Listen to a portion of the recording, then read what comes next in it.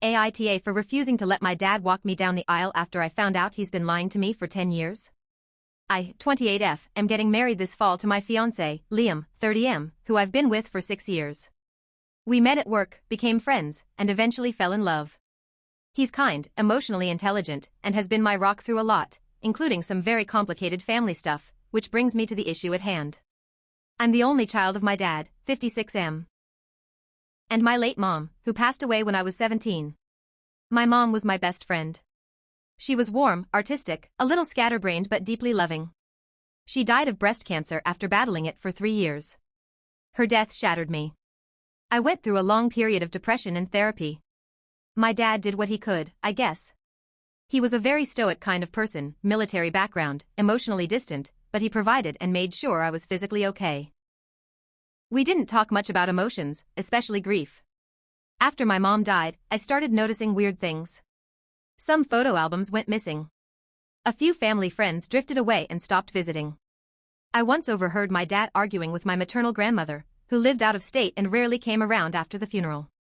She sounded angry, said something like, "You don't get to rewrite her story," and hung up on him. When I asked about it, he said she was just grieving in her own way. Over the years, I built this sort of quiet resentment toward my dad, not for anything big, but for the little silences. He never wanted to talk about mom.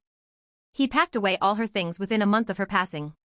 He started dating again after a year, which, at 18, I found incredibly fast. He eventually married my stepmom, Heather, who was okay, but I never really connected with her. They didn't have more kids, but they did move cities when I left for college, which felt like another erasure of my old life. Fast forward to this year. I'm planning my wedding and thinking about doing a memory chair for my mom at the ceremony. I asked my dad if he had any letters or old keepsakes from her I could include. He looked uncomfortable and mumbled something about not wanting to dwell in the past.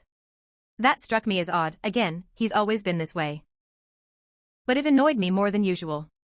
So, I did something kind of impulsive. I called my mom's best friend, Diana, who I hadn't spoken to in years. I asked if she had anything of my mom's photos, letters, stories. She hesitated but then said, "You know what? It's been long enough. You deserve to know the truth." And that's when everything changed. Diana told me that my parents were on the verge of divorce when my mom got diagnosed. That I had no idea how unhappy she was. That she was planning to leave my dad. Apparently, she'd even talked to a lawyer and was looking at apartments when she got her diagnosis. According to Diana, my dad knew all this. But after the diagnosis, things shifted. Mom put the divorce on hold, and they stayed together, but it wasn't reconciliation. It was avoidance. She didn't want me to go through a messy split while she was dying. Then came the real bombshell. Diana told me that my dad cheated on my mom multiple times before and during her illness. That he was emotionally neglectful, dismissive, and borderline cruel to her near the end. That he isolated her from many of her friends, including Diana herself, and controlled the narrative of her illness, funeral, and legacy. I was shattered. I confronted my dad a few days later. I didn't even know how to start the conversation. He denied cheating at first, then admitted to a brief mistake but insisted it was mutual emotional distance and complicated. He accused Diana of meddling and sabotaging my relationship with him out of guilt or boredom. He said my mom and he had made peace before she died. But I don't believe him. The more I dig, the more I find inconsistencies. My grandma, mom's mom, confirmed parts of Diana's story. She said she stayed away because my dad made her feel unwelcome.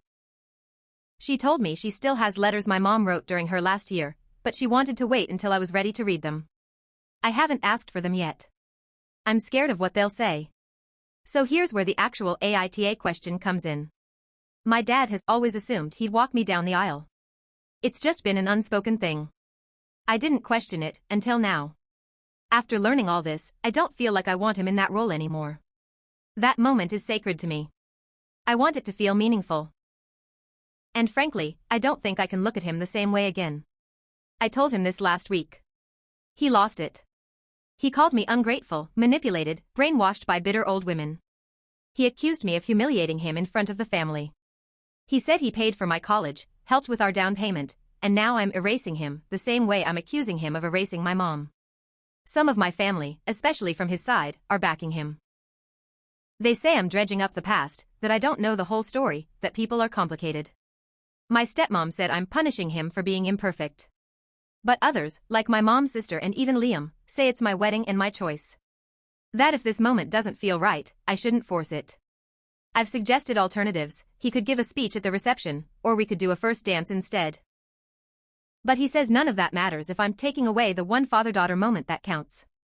So, AITA for not wanting my dad to walk me down the aisle? TLDR, found out my dad emotionally mistreated and possibly cheated on my mom before she died. He's always assumed he'd walk me down the aisle, but now that I know the truth, I don't want him to. Family is divided. He's furious. I'm conflicted. AITA?